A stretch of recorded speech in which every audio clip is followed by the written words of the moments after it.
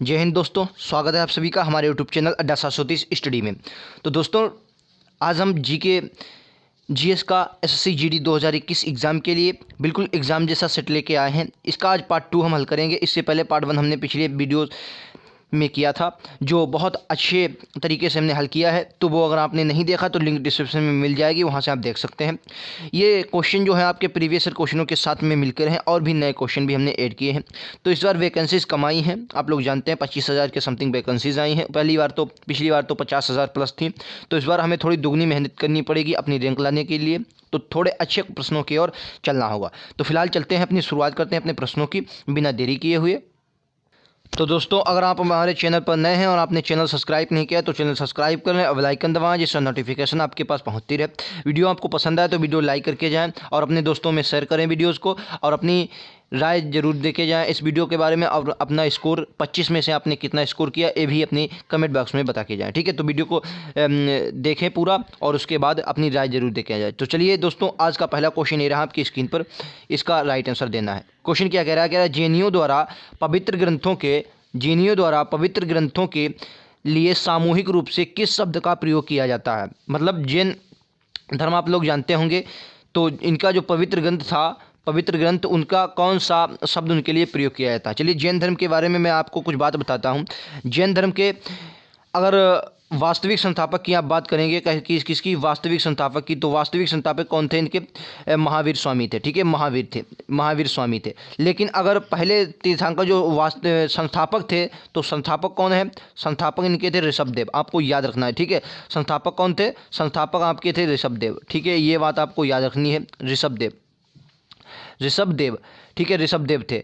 लेकिन आपको ये भी बात याद रखनी है, इसमें जैन धर्म में कितने 24 तीर्थंकर हुए हैं, ये भी बात आपको याद रखनी है। जिनमें पहले ऋषभदेव थे और 24वें आपके महावीर स्वामी थे और अंतिम तीर्थंकर थे, ठीक है। तो ये बात आपको याद रखनी है, ठीक है। फिलहाल इसका राइट आंसर क्या होगा? अंग इसका राइट आंसर होगा, ठीक है। अंग इसका क्या होगा? राइट आंसर होगा, ठीक है। अंग, इसको आगम भी कहा जाता है। अंग आगम, ठीक है। क्या कहा जाता था? आगम कहा जाता है, ठीक है। आगम कहा जाता है, अंग आगम कहा जाता है। इनकी संख्या कितनी थी? तो कुल संख्या की इनकी बात करेंगे तो भैया कुल संख्या कितनी थी? 46 इनकी कुल संख्या थी। ये भी बात आपको याद रखनी है, ठीक है। आपको समझ में आ गया होगा, ये भी बात आपको याद रखनी है, ठीक है। तो जैन धर्म के बारे में इतनी जानकारी आपके लिए एग्जाम में थी। चलिए, अगला क्वेश्चन। सभी क्वेश्चन आपके लिए इंपॉर्टेंट हैं। वीडियो पसंद आए तो लाइक से सब्सक्राइब करना ना भूलें। लीजिए, अगला क्वेश्चन ये रहा। कह रहा है प्राचीन काल में गांधार शैली किस साम्राज्य के समय विकसित हुई? गांधार शैली जो थी, गांधार कला की कितनी शैलियाँ थी प्राचीन काल में? 2 शैलियाँ थी। एक गांधार शैली थी, एक कौन सी थी आपकी? गांधार शैली थी। और एक आपकी कौन सी? मथुरा शैली थी, ठीक है। तो दो ये शैलियाँ, कला की 2 शैलियाँ हमारे प्राचीन काल में प्रचलित थी। तो आपको बताना है गांधार शैली कहाँ प्रचलित थी? गांधार शैली, तो जो गांधार शैली थी ये आपके कुषाणों में प्रचलित थी। कुषाण के अगर सबसे महानतम शासक की बात करेंगे तो कनिष्क थे। कौन थे? कनिष्क ने ही शक संवत चलाया था। कौन सा शक संवत? एक कैलेंडर होता है, आपको याद रखना है। क्या? शक संवत चलाया था, ठीक है। शक संवत चलाया था, आपको याद रखना है, ठीक है। किसने? कनिष्क ने, ठीक है। कनिष्क ने क्या चलाया था? शक संवत चलाया था। क्लियर है? चलिए नेक्स्ट क्वेश्चन पर चलें।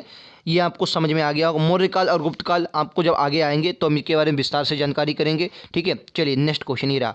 तुकारोई की लड़ाई कब लड़ी गई थी? तुकारोई की लड़ाई कब लड़ी गई थी? बताइए, तुकारोई की लड़ाई कब लड़ी गई थी?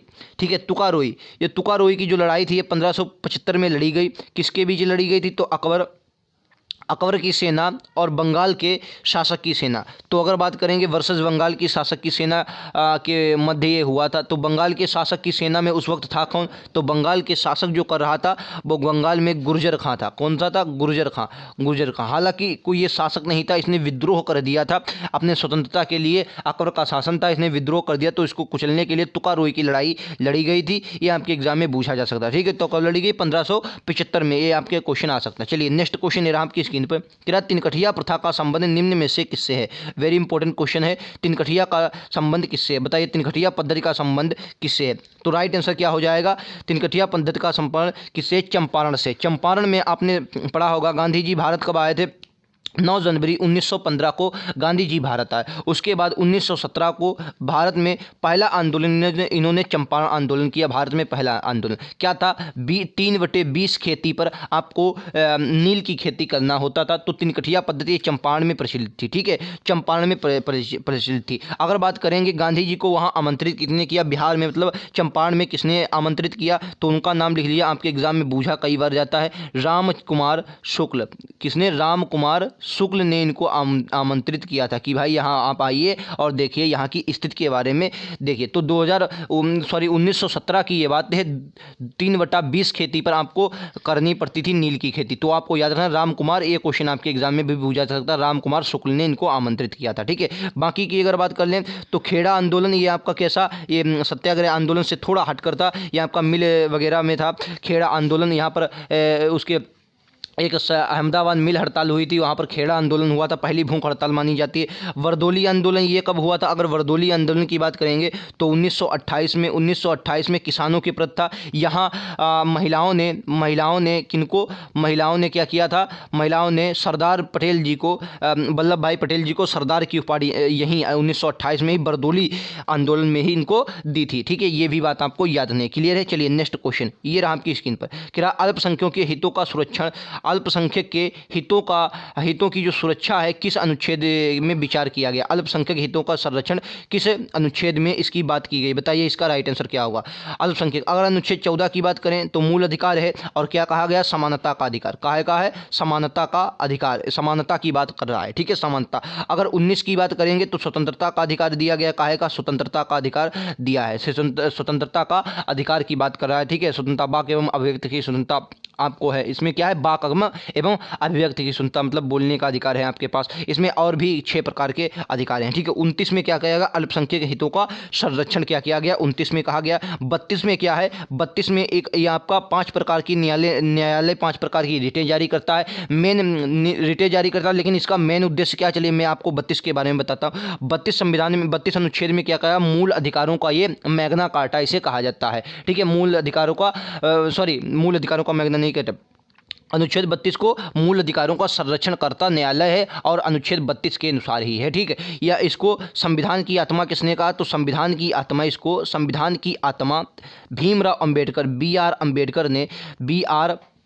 अंबेडकर ने इसे संविधान की आत्मा कहा। यह बात आपको याद रखनी है। ठीक है, डॉक्टर भीमराव अंबेडकर ने संविधान की आत्मा अनुच्छेद 32 को कहा है। इसके द्वारा आपके अगर मूल अधिकार छीने जाते हैं तो आप न्यायालय जा सकते हैं। क्लियर है? चलिए नेक्स्ट क्वेश्चन, अगला क्वेश्चन आपका है, भारत की संसद में पर्यावरण यानी कि संरक्षण बिल 21 वर्ष पारित किया गया। बताइए, पर्यावरण संरक्षण जो बिल आता है, बिल पारित हुआ था, ये किस वर्ष पारित हुआ था? मतलब पर्यावरण संरक्षण अधिनियम कब पारित हुआ? तो 1986 में। यह बात आपको याद नहीं, कब है? 1986 में पर्यावरण अधिनियम पारित किया गया था। क्लियर है? चलिए नेक्स्ट क्वेश्चन ये रहा आपका अगला क्वेश्चन, कह रहा है राज्यसभा के सदस्यों के रूप में मनोनीत होने वाली पहली महिला कौन थी? मैंने पिछले वीडियो में आपको बताया था। राज्यसभा का अनुच्छेद आपका कितना है? तो राज्यसभा का अनुच्छेद आपका 21 है। राज्यसभा के इसमें 12 सदस्य राष्ट्रपति मनोनीत करता है। जो कौन से सदस्य हैं? जिन्हें नृत्य, कला, खेल, साहित्य इनकी क्या होती है? जानकारी होती है। तो इन्हें 12 सदस्यों को कौन राष्ट्रपति मनोनीत करता है? ठीक है, राष्ट्रपति क्या करता है?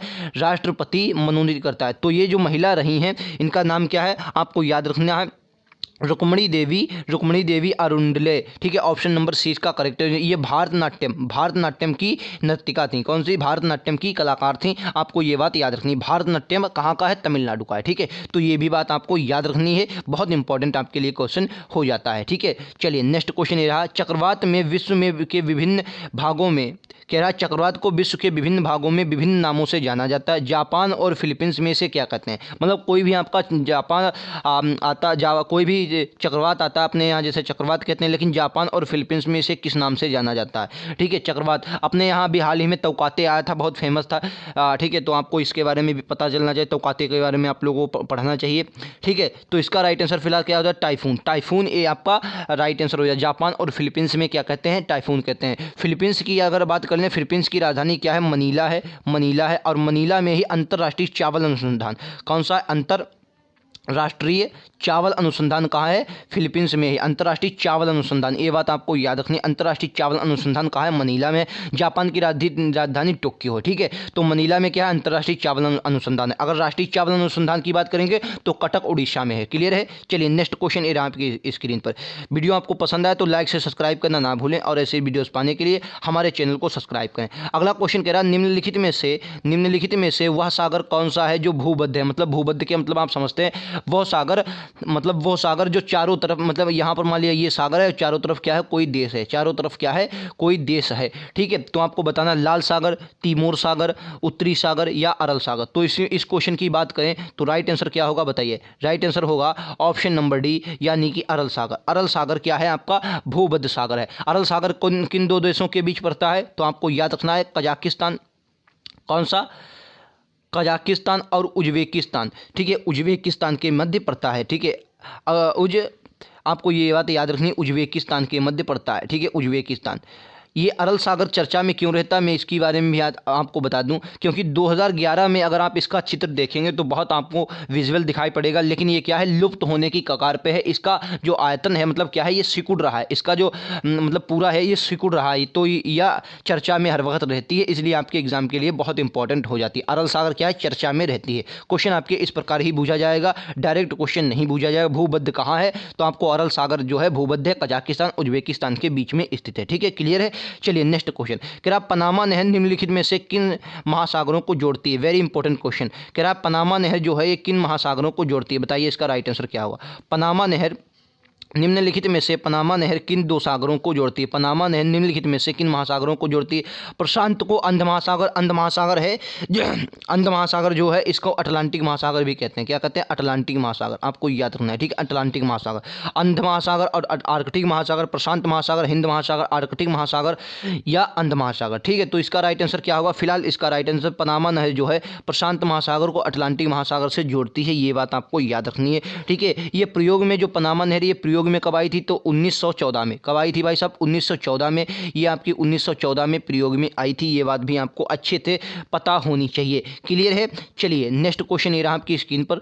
बताइए, सभी क्वेश्चन आपके लिए इंपॉर्टेंट है और आपके एग्जाम में पूछे गए क्वेश्चन है। वीडियो पसंद आए तो लाइक से सब्सक्राइब करना ना भूलें। अगला क्वेश्चन कह रहा है निम्नलिखित में से 1994 में गांधी योजना दी थी किसने? 1994 में गांधी योजना दी थी। बताइए इसका राइट आंसर क्या होगा? 1994 में गांधी योजना किसने दी थी? Very important question for this question. क्या कह रहा है? बताइए इसका राइट आंसर क्या होगा भाई साहब? बताइए 1994 में गांधी योजना किसने दी थी? तो इसका राइट आंसर क्या होगा बताइए? तो इसका right answer option number B हो जाएगा, एस.एन. अग्रवाल ने। एस.एन. अग्रवाल ने 1914 में गांधी योजना दी थी, ठीक है। चलिए नेक्स्ट क्वेश्चन ये रहा। अगला क्वेश्चन कह रहा इंटरनेशनल बैंकिंग जो लेन देन के संबंध में, मैं इसको थोड़ा छोटा कर लेता हूँ। कह रहा इंटरनेशनल बैंकिंग लेन देन के संबंध में स्विफ्ट क्या होता है? SWIFT का पूर्ण रूप क्या होगा? SWIFT का पूर्ण रूप क्या होगा? आपके सामने ऑप्शन 2 दिए गए हैं, 2 अगले में है, मैं उनको भी आपको दिखा देता हूं, ठीक है। फिलहाल इसका राइट आंसर आपको बताना है। तो देखिए इसका राइट आंसर क्या होगा? इसका राइट आंसर होगा option number C. Option number C जो इस वाले में दिया गया है इसका राइट आंसर होगा क्या है? Society for world wide international financial telecommunication, ठीक है। ये आपका राइट आंसर हो जाएगा ऑप्शन नंबर सी। क्लियर है? चलिए नेक्स्ट क्वेश्चन पर ये रहा आपकी स्क्रीन पर, ये रहा कह रहा किसी विद्युत परिपथ में फ्यूज किस में जुड़ा होता है? बताइए जो फ्यूज होता है आपका किस में जुड़ा होता है? फ्यूज क्यों लगाते हैं? क्योंकि मान लिया अगर आप टीवी में या आपके डिश में फ्यूज़ लगा है तो फ्यूज इसलिए लगाया जाता है कि जो भी आपका अगर ज़्यादा वोल्टेज आता है तो फ्यूज को ही प्रभावित करे, बाकी आपका जो इलेक्ट्रॉनिक होता है उसको ना प्रभावित करे, ठीक है। तो इसका राइट आंसर क्या होगा बताइए? विद्युत परिपथ में फ्यूज किस में से जुड़ा होता है? न्यूट्रल सीरीज में, विद्युमय या मतलब लाइव के समांतर में, न्यूट्रल के समांतर में या विद्युमय लाइव की सीरीज में। देखिए विद्युत जो होगा मतलब जो परिपथी में फ्यूज जुड़ा होगा वो जाहिर सी बात है सीरीज में जुड़ा होगा, ठीक है। सीरीज में तो क्लियर सी बात है जुड़ा होगा, ठीक है। तो क्या होगा? सीरीज में तो क्लियर सी बात है जुड़ा होगा। तो आपका ये तो 2 क्वेश्चन हट ही गए, ठीक है। समांतर वाला ये भी हट गया, तो जाहिर सी बात है सीरीज में जुड़ा होगा, ये बात आपको याद नहीं। तो फिलहाल इसका राइट आंसर होगा ऑप्शन नंबर डी, विद्युन्मय लाइव से सीरीज में जुड़ा होता है, ये बात आपको याद रखनी है। क्लियर है? चलिए नेक्स्ट क्वेश्चन ये रहा आपकी स्क्रीन पर। सभी क्वेश्चन आपके लिए इंपॉर्टेंट है और आपके एग्जाम में पूछे जाने वाले क्वेश्चन है। क्वेश्चन कह रहा है विद्युत चालकता की यूनिट इकाई क्या है, बताइए विद्युत चालकता जो है इसकी यूनिट इकाई क्या है। तो इसका राइट आंसर बताना है ओम। ओम क्यू दिया गया है, मोह दिया गया, मोह क्यू दिया गया है, ठीक है। बताइए राइट आंसर क्या होगा। तो इसका राइट आंसर होगा महो। महो इसका राइट आंसर होगा, ठीक है। इसका राइट आंसर महो। इसको महो को आप सीमेंस भी कहते हैं। सीमेंस अगर आपके एग्जाम में सीमेंस दिखे तो आप इसको भी कहते हैं, सीमेंस भी इसे कहते हैं, आपको याद रखना है। महो कहते हैं या सीमेंस कहते हैं। क्लियर है। चलिए नेक्स्ट क्वेश्चन कह रहा है बाहरी कोष में इलेक्ट्रॉनों की अधिकतम संख्या क्या हो सकती है। आप लोग जानते हैं बाहरी कोष में जो इलेक्ट्रॉन होते हैं वो कितने हो सकते हैं। अपवादा स्वरूप आपने कोई जैसे हीलियम को देख लीजिए तो आपको क्या होता है बाहरी कोष में इलेक्ट्रॉन वैसे सब में मिलते हैं, लेकिन इलेक्ट्रॉनों की अधिकतम संख्या तो पूछ रहा है। तो इसका राइट आंसर क्या होगा बताइए। इसका राइट आंसर देखिए बाहरी कोष में अधिकतम कितने इलेक्ट्रॉन, 8 इलेक्ट्रॉन मिल सकते हैं और इन्हें क्या कहते हैं संयोजी। इन्हें क्या कहते हैं संयोजी इलेक्ट्रॉन कहते हैं। क्या कहते हैं संयोजी इलेक्ट्रॉन कहते हैं, ठीक है। संयोजी इलेक्ट्रॉन कहते हैं, ठीक है। आपको ये बात याद रखनी है, संयोजी इलेक्ट्रॉन कहते हैं, ठीक है। चलिए नेक्स्ट क्वेश्चन कह रहा है निम्नलिखित में से कौन जो होता है वो रंगहीन होता है। निम्नलिखित में से कौन रंगहीन गैस है। Chlorine, oxygen, phosphorus, sulphur. Very important question और आप लोग गलत भी इसका आंसर दे सकते हैं। बताइए राइट आंसर बताइए क्या होगा। क्लोरीन, ऑक्सीजन, फास्फोरस और सल्फर। तो राइट आंसर क्या होगा ऑक्सीजन, क्योंकि ऑक्सीजन का आप जो लेते हैं इसका कभी आपने रंग नहीं देखा होगा, तो ये क्या है रंगहीन है। चलिए नेक्स्ट क्वेश्चन पर चलते हैं। ये रहा, अगर आपने अभी तक चैनल को सब्सक्राइब नहीं किया है तो सब्सक्राइब कर लें और बेल आइकन दबाएं, जिससे नोटिफिकेशन आपके पास पहुंच जाएगी। वीडियो पसंद आए तो लाइक करें और वीडियो को शेयर कर दें और कमेंट जरूर करें। अपना स्कोर कमेंट बॉक्स में जरूर लिख के जाएँ। चलिए नेक्स्ट क्वेश्चन पर चलते हैं। ये रहा आपका अगला क्वेश्चन कह रहा है मानव शरीर में श्वसन कार्य का जो केंद्रीय नियंत्रण से होता है। मानव शरीर में क्वेश्चन कह रहा है मानव शरीर में श्वसन का केंद्रीय नियंत्रण कहाँ से होता है। देखिए 4 से 5 क्वेश्चन आउट ऑफ 25 में से आपको 4 से 5 क्वेश्चन फिजिक्स, केमिस्ट्री और बायोलॉजी से देखने को मिलेंगे, ठीक है। 4 से 5 क्वेश्चन फिजिक्स, केमिस्ट्री, बायोलॉजी इन तीनों मतलब साइंस से मिलाकर 4 से 5 क्वेश्चन आपको ज़रूर देखने को मिलेंगे। क्लियर है। चलिए इसका राइट आंसर बताना है आपको। इसका राइट आंसर क्या होगा। क्वेश्चन नंबर 17 कह रहा है मानव शरीर में श्वसन का केंद्रीय नियंत्रण कहाँ से होता है, मतलब जो श्वसन होता है इसका केंद्रीय नियंत्रण कहाँ से होता है। बताइए इसका राइट आंसर क्या होगा। बताइए तो मेडुला इसका राइट आंसर हो जाएगा। ऑप्शन नंबर सी इसका करेक्ट आंसर हो जाएगा। चलिए नेक्स्ट क्वेश्चन कह रहा है जेक वसन अंग निम्नलिखित में से किसके साथ संबंधित है। जो जेक वसन अंग है ये किसके साथ संबंधित है। बताइए इसका राइट आंसर क्या होगा। जेक वसन अंग किससे संबंधित है। तो इसका भी राइट आंसर हो जाएगा ऑप्शन नंबर सी, यानी कि सूंघना इसका राइट आंसर हो जाएगा। क्लियर है। चलिए नेक्स्ट क्वेश्चन कह रहा है चंद्रमा के पिछले पार्श्व की फोटो किसने ली थी। वेरी इंपॉर्टेंट क्वेश्चन है। चंद्रमा के पिछले पार्श्व की फोटो किसने ली थी। बताइए राइट आंसर बताइए। इसका राइट आंसर क्या होगा। तो राइट आंसर क्या होगा ऑप्शन नंबर सी, लूना तृतीय ने। किसने ली थी। लूना तृतीय ने ली थी। आपको ये बात भी याद रखनी है। नेक्स्ट क्वेश्चन ये रहा गांधी शांति पुरस्कार 2018 किसने जीता। बताइए 2018 का गांधी शांति का पुरस्कार किसने जीता। ये क्वेश्चन आपके पिछले का है। बताइए इसका राइट आंसर क्या होगा। 2018 का गांधी पुरस्कार किसने जीता। अभी जल्दी ही बांग्लादेश के प्राचीन राष्ट्रपति जो हैं उन्होंने जीता है।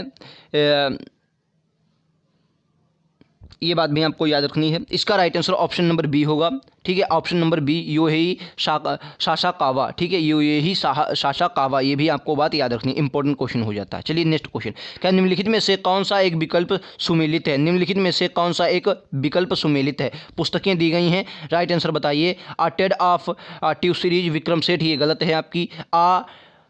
सुटेबल वायर चार्ल्स विक्रम, ये भी गलत है। Passage to India EM Forster, ये सही है आपकी। ऑप्शन नंबर सी इसका करेक्ट आंसर हो जाएगा। ऑप्शन नंबर सी इसका करेक्ट आंसर हो जाएगा। क्लियर है। चलिए नेक्स्ट क्वेश्चन ये आपकी स्क्रीन पर। बताइए राइट आंसर क्या इनमें से विश्व थायराइड दिवस कब मनाया जाता है। बताइए विश्व थायराइड दिवस कब मनाया जाता है। 5 सितंबर, 25 मई, 15 जनवरी, 25 अक्टूबर, ठीक है। तो इसका राइट आंसर क्या। 15 जनवरी को क्या मनाया जाता है। थल सेना दिवस। आपको मालूम होना चाहिए आर्मी सेना दिवस या थल सेना दिवस मनाया जाता है, ठीक है। थल सेना दिवस मनाया जाता है, ठीक है। आपको याद रखना है। तो इसका राइट आंसर फिलहाल क्या होगा, तो राइट आंसर होगा 25 मई। क्या होगा, 25 अक्टूबर, सॉरी नहीं 25 अक्टूबर नहीं, 25 मई, सॉरी क्या होगा, 25 मई। 25 मई को बनाया जाता है, 25 मई को क्या बनाया जाता है, विश्व थायराइड दिवस बनाया जाता है 25 मई को। क्लियर है। चलिए नेक्स्ट क्वेश्चन ये रहा आपकी स्क्रीन पर। कह रहा निम्नलिखित में से कौन सी संस्था वर्ल्ड बैंक के नाम से जानी जाती है, वर्ल्ड बैंक के नाम से जानी जाती है। वर्ल्ड बैंक और IMF को जुड़वा बहने कहा जाता है, आपको याद रखना है। IMF को, इसमें वर्ल्ड बैंक में कितनी 5 संस्थाएं काम करती हैं, जैसे IVID है, मिगा है, ठीक है, 5 संस्थाएं काम करती हैं, यह आपको याद रखनी है। वर्ल्ड बैंक का मुख्यालय कहाँ है, तो मुख्यालय की अगर बात करेगा वर्ल्ड बैंक का मुख्यालय कहाँ हो जाएगा, तो आपका वाशिंगटन DC में हो जाएगा, वाशिंगटन DC में हो जाएगा। वाशिंगटन DC में आपका IMF का भी है और या इसका वर्ल्ड बैंक का भी आपका मुख्यालय है। तो इसका फिलहाल राइट आंसर क्या होगा, तो राइट आंसर जो होगा वो ऑप्शन नंबर ए होगा। क्या होगा, ए होगा। तो ये भी बात आपको याद रखनी है, ठीक है। Option number A, international bank for restriction and development, ठीक है। जब आपको इंग्लिश में दिया होगा तो आप बहुत इजीली से समझ जाएंगे, और वहाँ जब पेपर में आपको इंग्लिश में दिया होगा। क्लियर है। चलिए नेक्स्ट क्वेश्चन। क्या हाल ही में गोवा क्रांति दिवस कब मनाया जाता है, बताइए गोवा क्रांति दिवस कब मनाया जाता है। गोवा क्रांति दिवस कब मनाया जाता है, तो इसके बारे में थोड़ी जानकारी आपको देते हैं। 18 जून की बात है, 18 जून सन 1946 को, सब 1946 की बात है। कौन गए थे, राम मनोहर लोहिया गोवा गए। राम मनोहर कौन, लोहिया, राम मनोहर लोहिया गोवा गए, और उन्होंने क्या कहा, गोवा वालों को इकट्ठा किया और कहा गोवा वालों इकट्ठा हो और पुर्तगालियों को यहाँ से बाहर भेजो। तो इसका राइट आंसर क्रांतिकारी दिवस कब मनाया जाता है, 18 जून को गोवा क्रांतिकारी दिवस मनाया जाता है, ठीक है। 1 2 क्वेश्चन 3 क्वेश्चन लगभग आपके करंट में भी पूछे जाएंगे। क्लियर है। चलिए नेक्स्ट क्वेश्चन।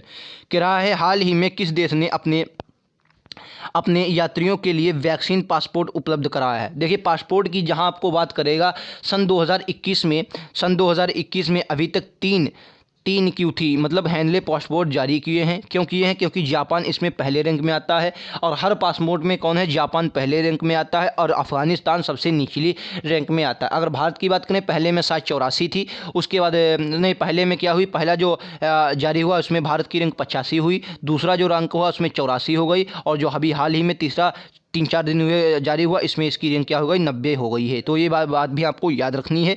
तो ये भी बात याद रखनी है, इसमें जापान सबसे मतलब बढ़िया किसका है, जापान का है, ठीक है।